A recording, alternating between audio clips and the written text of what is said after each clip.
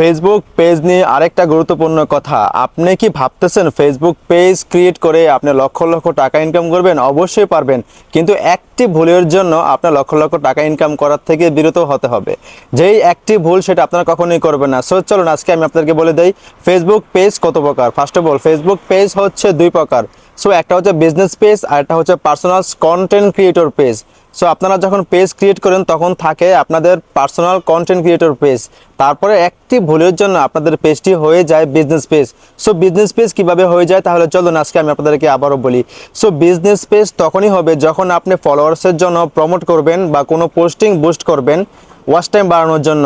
So এই দুইটা কাজ থেকে বিরত থাকবেন। আপনি কন্টেন্ট ক্রিয়েটর হলে আপনাদের ফ্রেন্ড সাইকেল আপনাদেরকে ফলো দিবে আর ইনভাইটেশনের মাধ্যমে ফলোয়ার্স আনবেন।